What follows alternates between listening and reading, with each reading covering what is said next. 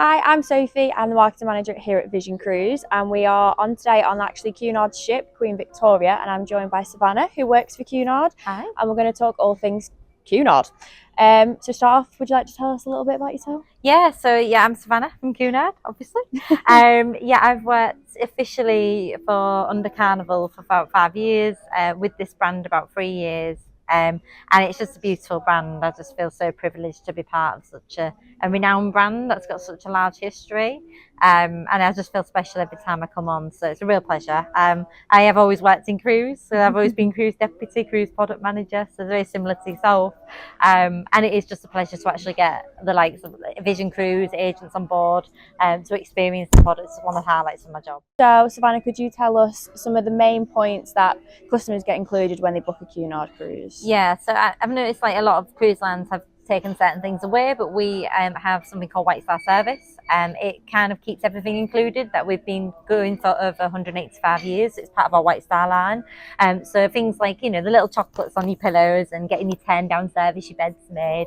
It's very special. I come in and my little pajamas are like all folded and it's very cute. Or they put in a swan's shape and your robes as well and slippers, which are really lovely. Every room that you're in, so every stateroom that you have, will have a complimentary bottle of something. So whether that's wine, prosecco, if you're in a suite, obviously you get the luxurious champagne that we do. But it's like everyone gets that. The tea and coffee facilities, which can be stocked with like dairy-free products. So everyone's preference, so it caters to a wide range. We've had the delight of having afternoon tea, which is complimentary. Very nice. That's every day 3 till 4, which is actually a beautiful occasion. And we also have the 24-hour room service. So a lot of us be doing room service. I demand this morning with breakfast. So it's just a lovely experience to have like a hot chocolate delivered to you, but it's all free of charge. There's not many places that you would get that. We have been delighted to actually meet Heather Small today and actually watch a performance with her. So we'll have like celebrity acts on board, influencers, notorious old like people that come from different likes of worlds of lights. So we've had like the captains of Commodores and things like that. So it's really interesting, and the amount you get included really, and we'll always keep that. So it is a pleasure. Yeah, that's good.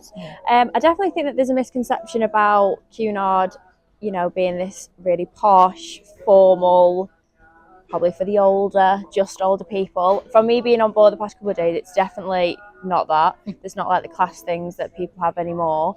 I think us being younger, I didn't know if I was going to feel like a bit on the outside, but I'm definitely not. Like, what would you say the average age probably is now for Cunard compared to years ago? So it's been over the last 5 years where it's been that big change, which is really good to see. Like you said, we are younger, so I did feel the same way as you when I first joined. But yeah, it is a big misconception. So the age range has gone down. It's about 35 plus, which is a delight to see. And we've seen a lot of multi-generational families on board with their children, a lot more younger children, a lot more honeymoon couples in the 20s and 30s. And that's what I love with Cunard. It's the freedom of choice. You do what you want when you want. If you want to sit in the pub and watch football or Formula One and sit in you know jeans like we're wearing now, Ferrari top, whatever, you can do. Or if you want to get dressed up to the nines, you can do. You've really got that choice. So it does appeal to a big range. But you know, for the younger appeal, you know, cocktail making, spas, very bougie like lounges that we've got, all the different activities like tennis, and like we've done dancing. There's just so much to do for the younger market that you won't believe. So definitely come down. We've definitely adapted with the changes. Fashions change, you know, jackets are optional on gala evenings, but everybody still loves to dress up like a lot of younger people do. So yeah, something for everyone. I always really enjoy it. So whilst we're on board now, there are quite a few children on board. I probably didn't realise the kids clubs that Cunard had on board, but they have them they range from 2 till 16, 17. Teens, and like, to be fair, the kids rooms and the kids clubs, they're actually they look pretty good depending on the age range. We have a night nursery which is right up until about 12 months, so you can leave your children in there, and that's complimentary as well. So if you want a night out and you want to do silent disco or a bit of karaoke, you can, and then pick your child up a bit later, which is a really nice addition. They are wider age range as well, so if there's brothers and sisters that want to go in the same club, they can do. We're quite flexible on that. I always make a joke because my husband always likes the teen lounge because they've got fresh PS5s and Xboxes and arcade games. So there is really something for everybody. I'm not saying it's the big slides like, you know, some cruise lines have, but there's a lot of activities. I really like. So I've seen some like 14-year-olds in the jacuzzi because they were like really enjoying it. They watched Barbie and Cruella in the theatre because they had a big screen. They got given popcorn. They had the makeup done and nails done in the salon. Had a spa session, mocktail making, and like a lot of things are included for them. They're like the teen lounge. So yeah, it's good to see how we've adapted, but also how the crew have adapted. Yeah. And they love seeing the younger people and the kids. Like they make a big fuss of them. Yeah. So it's good to see that addition now, to be honest. Now, obviously, cruising is probably quite well known for the formal evening, even though there's a lot of cruise lines now that don't have them at all. Yeah. Me personally, I love a formal evening. I love getting dressed up because I don't really have any other occasion to do so. I think one of my favourite things I've enjoyed about Cunard is like pretty much everyone goes all out. Yeah. And like it's just so nice to see. There's some cruise lines that you'll go on and they do have the formal evenings, but the people don't really get as dressed up. And I think that's one of my favourite things, and it's nice to see that you've kept it and it's still a popular thing with everyone. Yeah. Even the younger kids that I did see, like, not saying young kids, probably teens and stuff, even they were dressed up to the nines, like, and that's really nice to see. Like, everyone's just really involved, which I enjoyed. Yeah, you are right. I mean, we did the surveys recently and it was the younger people that dressed up more, which was interesting, but it is, where do you get that chance to? Nobody really goes out anymore, and if you want to wear a tiara, you absolutely can do. Yeah, I love doing that, and I love dressing up and getting them heels out. Yeah. But if you don't want to, there is different venues, but also, like I said earlier, like, you know, jackets are optional and, you know, bow ties are optional, but we found everybody loves to do that. And then obviously going on to the evening, again, going back to when I said Cunard might still have this conception that, you know, it's posh and everything. I did not expect that there was going to be a karaoke or that there was going to be a silent disco. That really shocked me, and it was probably one of the funniest nights that I've had. Yeah. And when I say all ages get involved, no one's shy, and that's just another reason, like another way to show that you've adapted to well, the new world, I guess. Yeah. Some different every night, and different venues have something completely different. So if you're not into silent disco, you know, there's a singer on, or there's a West End show. Like, everywhere there is something different, and there's something for everyone. Yeah. Everyone's not, you're not going to be bored, basically. Yeah, no, you can never be bored on this. Even like the transatlantics, they fill the days with so much. Everyone comes back and says, oh, I didn't get a chance to do this or that. That's because there's so much on. Yeah. And it is just phenomenal how much they put on a smaller ship, and how it's not overcrowded each other. Like, the sound's not filtering in through to the theatre. Yeah. So it's all like separate, which is good, and it's still like calm in your cabin as well. So yeah, there's a lot of that element. So, as I mentioned, we're on board Queen Victoria, so let's talk a little bit about this ship in particular. Can you tell us how many guests does it hold, and the different types of cabins that you can get on board this ship, in case people aren't aware? Yeah. So, I know it's a lot different from the new ship, Queen Anne, which we can talk about later on. Yeah. So she's got elements of Queen Anne, because she was a bit more of the modern side ship. So she was built in 2007. She did have a big refit in 2017. So like I said to Sophie, she is the sister with the bigger bum, because we added like an aft section on her, so it's a bigger bum. But it's more of a sun ship, so we tend to sail like the Med, and we do like 14 nights, sometimes 7, 19. We can mix it up. So she's a very sun orientated ship. Yeah. We've always kept on top of her, so you can see a lot of places that are traditional, but some that are very modern and signature looks. She holds just over 2,060, which is a great size, I think, for a ship. And we have that 2-to-1 ratio with that, so that means the service is 2-to-1, 3-to-1 for space. It's kind of that element where you're not getting up at 7 o'clock in the morning and reserving your sunbed. Yeah. I mean, we're sat here now. It's weird, and we're at full capacity now, and it's like where is everybody? Yeah, you don't feel like.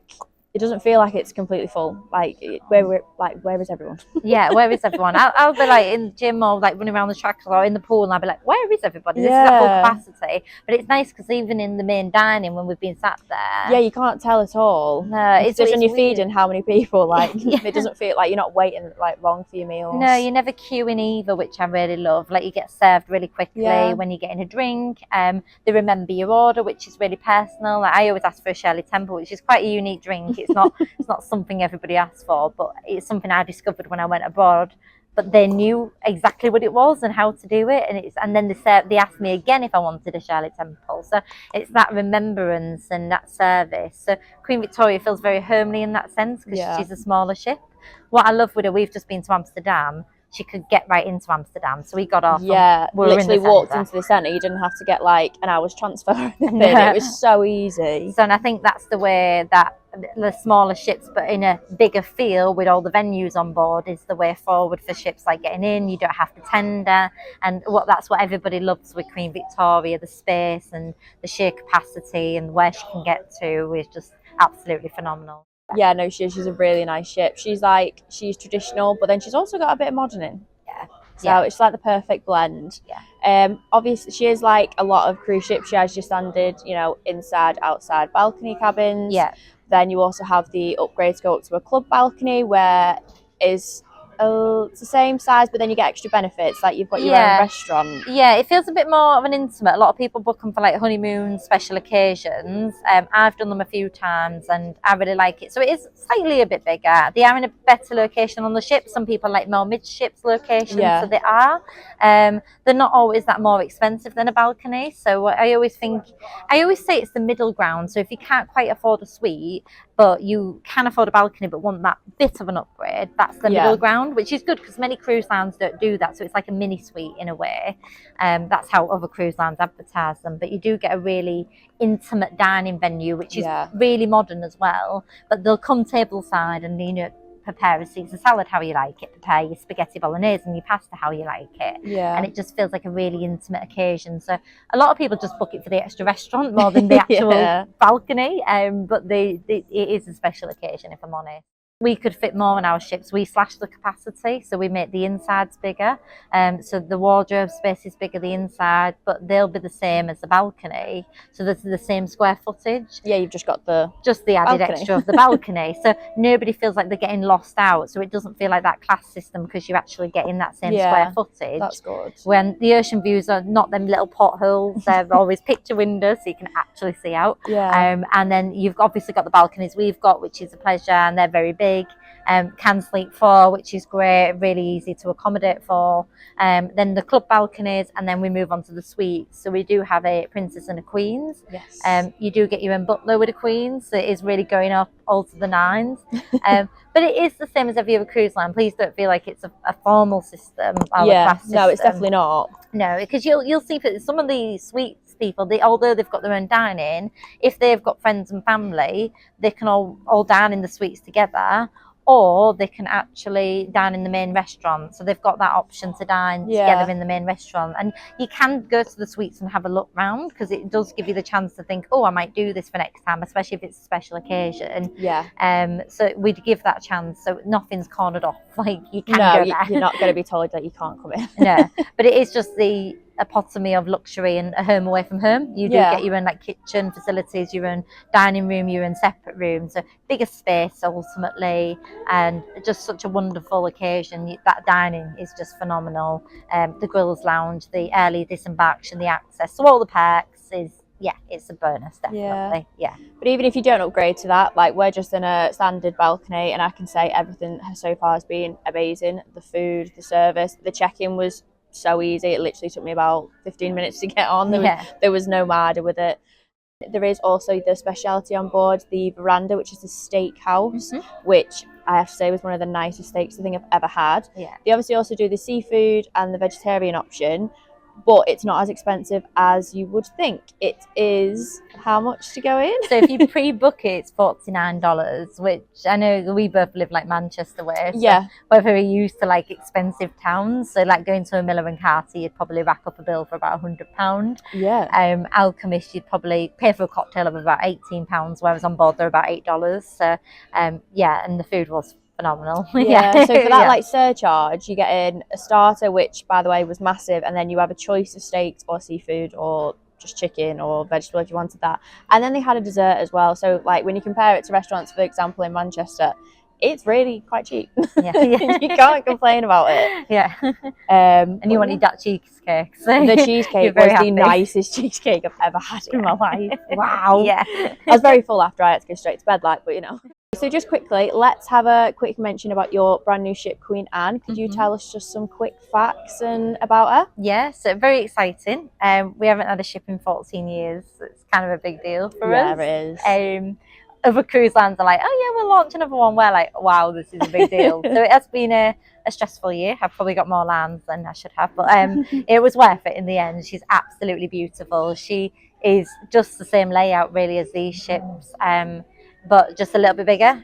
Size wise for tonnage, Queen Mary is our biggest, so don't ever feel like she's a bigger ship. She isn't. Yeah. Capacity wise she is, but then we've just put more staterooms in. However, we still have that 2-to-1 service, 3-to-1 service for ratio, so everything's the same. The same three kind of decks as the layout. Yeah. Stay the same. The Queen's room stays the same. So everything is quintessentially Cunard. She's very timeless. However, she's very modern. Obviously she's new ship, so she has to be modern. But yeah, she's beautiful, but absolutely stunning. And when I walked in, I could tell I was on a Cunard, even without all the wood and traditionalness. I could still tell. She does appeal to a younger market. However, there was a mix of age ranges in there. So like Sophie said earlier, there's entertainment that can range. So you could be in the Commodore Club at the front of the ship, which is on all our ships, and that'll be paying a classic pianist or a jazz artist. But then you could go somewhere on Queen Anne where we have our own little club called the Bright Light Society, which will be immersive theatre. So they'll be like doing... They'll be coming round and they'll be like interacting with you, but they ask you first, and then they'll be doing like a murder mystery like noir, which is a bit like Cluedo. So someone dies and it's like murder on the dance floor, and like the thing starts singing. Such a really good experience, something I've never really seen before. And then after that there'll be a DJ, or it could be burlesque or a drag artist, so something very different we've not done before, like pushing the boundaries. However, everything's still the same. So she has got a capacity of just under 3,000. However, again, you don't feel like that. Yeah, there's so much like space on board. Just so much. Like, I just can't believe the sheer space and the sheer venues and the entertainment. And the pub is a little bit bigger than this, but still got the same vibe. Just very bougie all over as well, which is beautiful. Staterooms are massive. I shared a 4-berth and it was absolutely huge. Walk-in showers. So everything that everybody's fed back about these ships. And that'll roll out to these ships. The dining concepts will, maybe like the pavilion pool and how we run the theatre. It's because it's got an outdoor cinema. But because she's bigger, we've just been able to do that. We've been able to fit 4 speciality restaurants, which we've never done before. So we have like Arjuana Ranya, which is like flavours of the India and Southeast, so very different. Steakhouse still, we've still got that.